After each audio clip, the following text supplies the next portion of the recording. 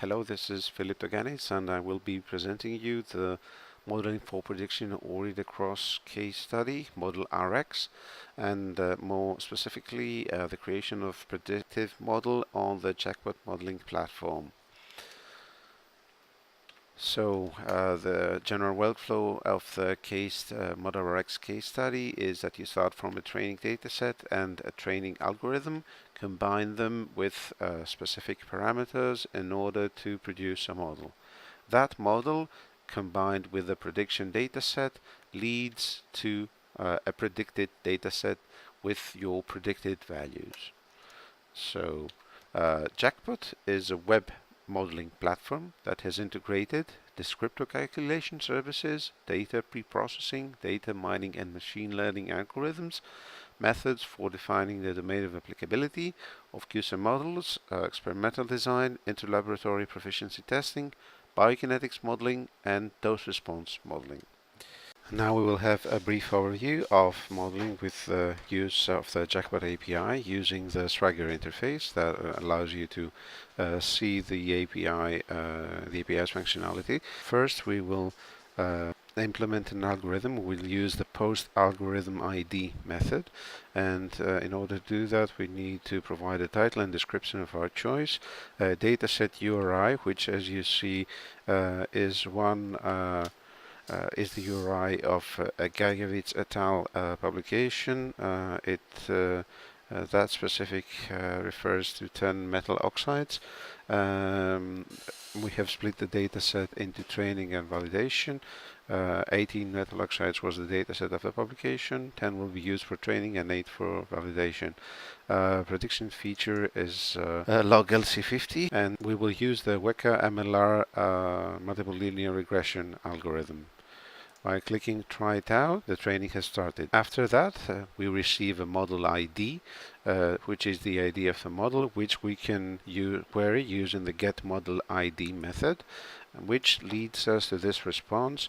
It is how it was created, the description and title that we gave, when it was created, its dependent features and its independent features. That model will be used for prediction using the post model ID method. We provide the dataset URI, which is the 8 metal oxides. We provide the ID of the model, and by clicking try it out, we get this response that the prediction has been completed successfully. And we get a status report and the date when it starts. We can view that ID, that dataset. We're using the getDatasetID method. We're using that ID. Right now, we'll see how it looks like on CSV format.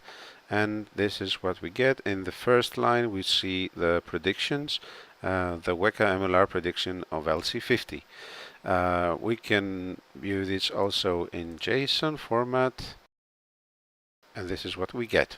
Starting from the Jaqpot API, one can build various user interfaces. One example that we see here is the one hosted at the NTUA servers in Athens at jaqpot.org. And the API is hosted at the UpMax servers in Uppsala.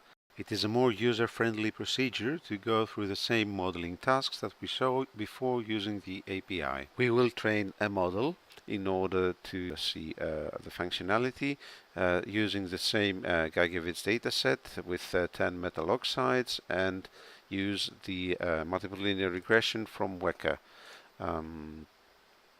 We select a model name and a description of our liking, and we'll select as inputs the two variables that were used in the model that was found by the authors to perform best, and no scaling method and no domain of applicability method. So after training is complete, now we see the model web page, which has its own URI, and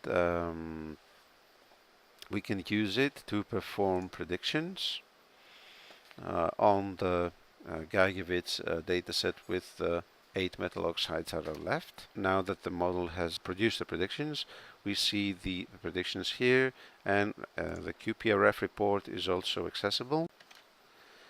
it is available in this page, which is editable, and user can fill in his own data and hit download to download the QPRF report. The user can also perform validation of the model by clicking the Validate Me button and selecting the Gigavits 829 with the 8 dataset with the 8 remaining metal oxides in order to do external validation of the model.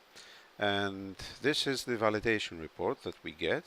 All fields are editable, and what we get is the calculation of the R squared value. You can also see the real versus predicted values in tabular form, the QQ plot, and a graph of the real versus predicted value. So this was the presentation of the model RX case study.